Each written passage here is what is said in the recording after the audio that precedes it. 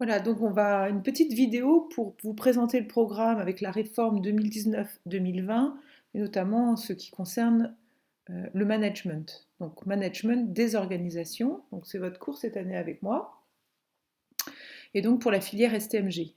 Alors, première chose, qu'est-ce que ça veut dire le sigle STMG? Alors STMG, c'est sciences et technologies du management en sciences de gestion. Donc S pour science, technologie pour T, management pour M et sciences de gestion, gestion pour le G. Alors avant, c'était une filière qui s'appelait STG et on a rajouté le M. M pour management parce que vous voyez, ce cours, il va vous permettre d'articuler, de faire le lien avec les sciences de gestion et de faire le lien aussi avec le droit et l'économie. Donc le management, c'est l'art, la façon de diriger une organisation. Donc on verra tous ces termes. Et donc ce management a pris de plus en plus d'importance au cours des années. Donc ce cours est vraiment fondamental pour vous. Il va vous permettre de faire le lien entre toutes vos matières technologiques, les sciences de gestion, le droit et l'économie. Alors, la nouvelle série STMG, elle propose une classe de première unique, vous le savez, qui va permettre de repousser en classe de terminale le choix de l'orientation. Vous aurez à choisir cette année 4 spécialités: ressources humaines et communication, mercatique, gestion et finances, et système d'information et de gestion. Voilà les 4 spécialités que vous pourrez choisir l'année prochaine en terminale. Donc l'enseignement commun de sciences de gestion de classe de première va vous permettre finalement de vous éclairer sur vos choix professionnels et futurs et de choisir après des études post-bac uniquement orientées vers le supérieur. Vous verrez ça plus tard. Notamment votre voie pour vous, c'est la voie du BTS. Alors en première, qu'est-ce qu'on va faire en management? Il est orienté au cours de 3 thèmes. Donc dans les 3 thèmes, vous avez premier thème, à la rencontre du management des organisations. Donc bien sûr, on va voir qu'est-ce que le management, qu'est-ce que l'action collective, qu'est-ce que l'action individuelle, et vous verrez un premier terme de management très important qui s'appelle pérenniser les organisations, c'est-à-dire comment les organisations font pour durer dans le temps, pour rester vivantes dans le temps. Alors bien sûr, on verra aussi ce que sont les organisations et on verra notamment que dans les organisations, vous avez les organisations privées, c'est-à-dire les entreprises, les organisations publiques, c'est-à-dire une école, une mairie, etc. Et vous avez aussi tout ce qui est le monde associatif, les organisations du champ associatif. Voilà. Donc, deuxième thème, le management stratégique, du diagnostic à la fixation des objectifs. Donc on verra que le management stratégique cette année, c'est très important pour vous parce que l'année dernière, il était au programme de terminale et maintenant on le commence en première. Donc vous voyez que c'est vraiment important. C'est sûr qu'au bac, ce thème-là sera fondamental pour vous. Donc on pose un diagnostic comme chez le médecin, on regarde ce qui va et ce qui ne va pas bien. On fixe des objectifs et puis on a des indicateurs qui vont nous permettre de piloter pour savoir, comme un médecin, on va prendre la température, on va faire des analyses de sang qui vont nous permettre de savoir si la personne guérit ou ne guérit pas. Eh bien, pour les entreprises, c'est pareil, quand elles sont en difficulté ou quand elles cherchent à se développer, on va faire des diagnostics, fixer des objectifs et mettre en place des indicateurs. Le dernier thème, ce sont les choix stratégiques des organisations. Voilà, on verra que pour les 3 grands types d'organisations, privées, publiques et organisations de la société civile, c'est-à-dire tout le champ notamment associatif, eh bien, les choix stratégiques peuvent être différents. Donc voilà les 3 grands thèmes que vous avez cette année. Donc c'est vraiment très important pour vous de bien prendre ce cours cette année. En terminale, vous aurez 3 thèmes communs, euh, donc communs à toutes les spécialités, aux 4 spécialités. Premier thème qui va avoir trait à l'organisation de l'activité des biens et des services. Donc on ne va pas beaucoup en parler maintenant, mais ça aura trait notamment à tout ce qui est la production.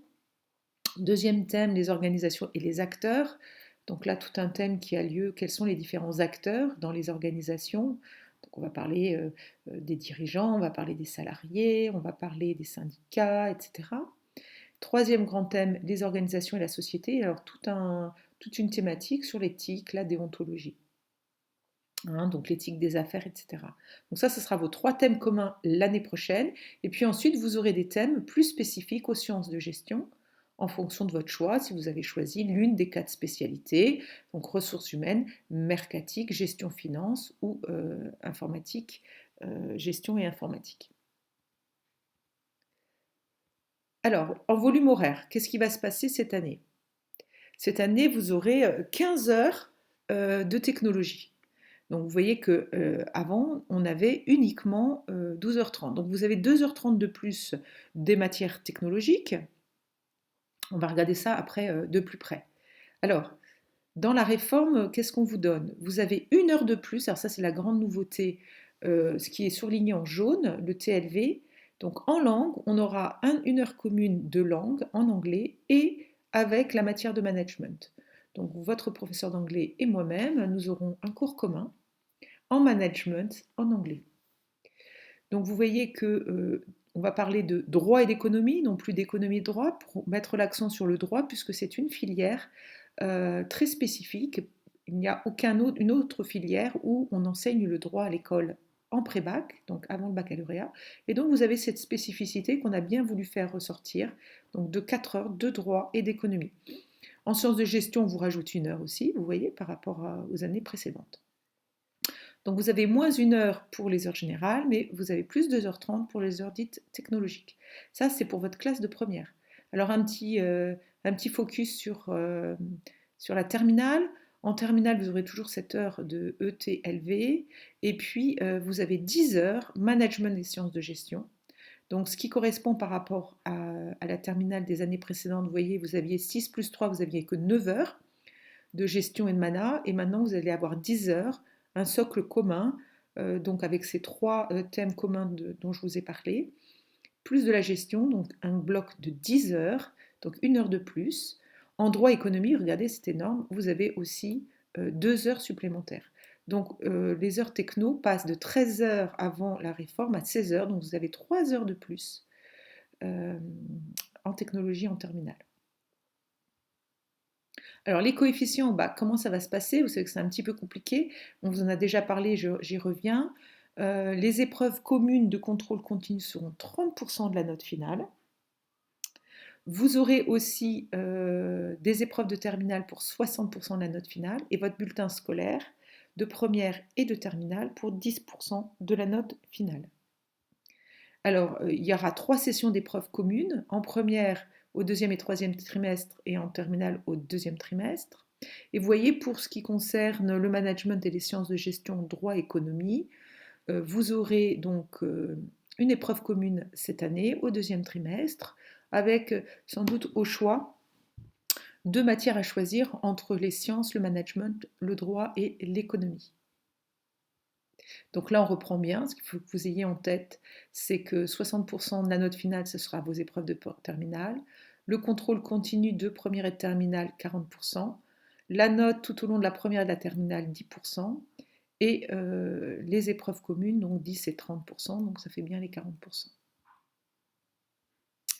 Donc les épreuves de terminale, français COEF 5, anticipé de cette année, oral 5 et 5, vous voyez, c'est important. Philosophie 4, ça sera en terminale. Épreuve orale de terminale 14 et l'épreuve de spécialité 16. Voilà, donc votre épreuve de spécialité, par exemple si vous choisissez mercatique, vous voyez, ça sera un coefficient 16. Alors je ne vous en parle pas trop dans le détail aujourd'hui. Vous aurez sans doute un projet et puis une épreuve écrite. Donc épreuve finale, c'est en terminale, les épreuves anticipées, c'est cette année. Donc en contrôle continu, vous voyez tous les enseignements communs, et puis on a un enseignement de spécialité, vous voyez en continu, 2 au choix du candidat, qui sont suivis en classe de première et en classe de terminale. Donc en pratique, les épreuves communes sont des épreuves écrites, les sujets seront issus d'une banque nationale, c'est-à-dire qu'au 2e trimestre, dès cette année, vous aurez un sujet de mana, droit, éco ou gestion, vous en choisirez 2 dans ces trois possibilités.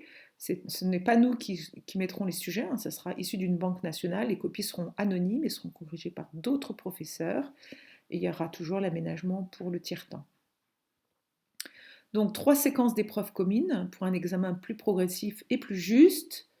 Donc en première, vous voyez toutes les banques d'épreuves communes, histoire, géo, langue vivante A, B, mathématiques, et ce sera en première, 2e trimestre que vous aurez l'enseignement de spécialité. Alors ici, les compétences à acquérir, donc compétences, on verra ce mot très important, ce sont des capacités. Qu'est-ce que je dois être capable d'acquérir en fin de première ou tout au long de la première pour pouvoir être capable, non pas d'avoir mon baccalauréat, ou pour avoir mon baccalauréat, mais surtout pour pouvoir faire des études supérieures. Alors voilà la liste des compétences fondamentales, transversales, en filière STMG. Première compétence, une compétence de compréhension, de lecture, d'analyse des ressources sur des documents, des schémas, des graphiques, des tableaux. Donc ça, vous allez l'avoir en droit, en économie, vous allez l'avoir en sciences de gestion, et on va l'avoir aussi en management. On aura plus de documents en management, mais on pourra aussi lire des schémas, des graphiques ou des tableaux.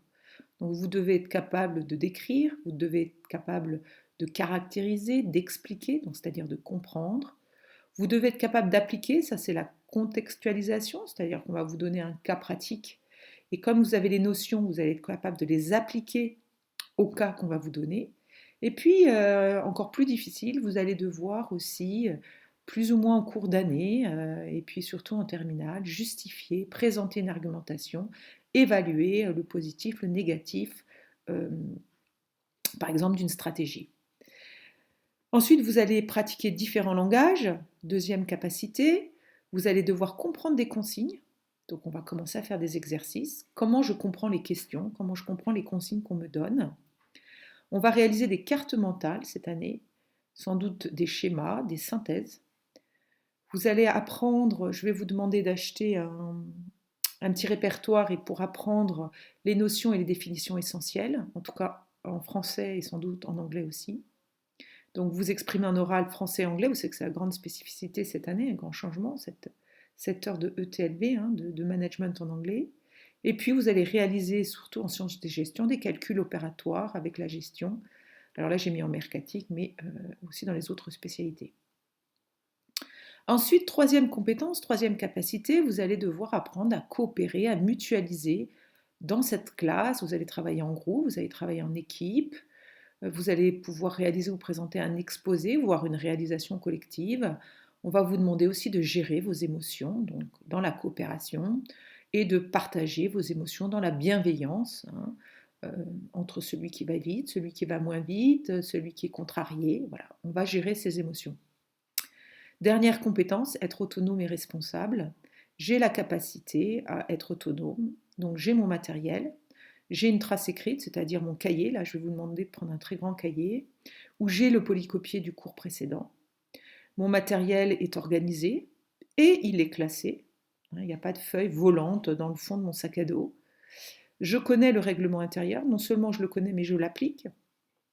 Je prends des initiatives, je suis capable de prendre des initiatives et je suis aussi persévérante dans mes efforts, dans ma compréhension, et je présente avec soin mes réponses. Voilà tout ce qui est autonomie et responsabilité. Vous voyez, 4 grandes capacités qu'on va essayer d'évaluer tout au long de l'année. Je vous rappelle que ces capacités sont celles que nous évaluons dans vos livrets scolaires, notamment pour Parcoursup. Voilà, donc cette vidéo est terminée. Vous pouvez remplir votre petit quiz pour voir eh bien, dans les consignes, est-ce que j'ai bien compris cette présentation, qu'est-ce que je retiens de cette présentation.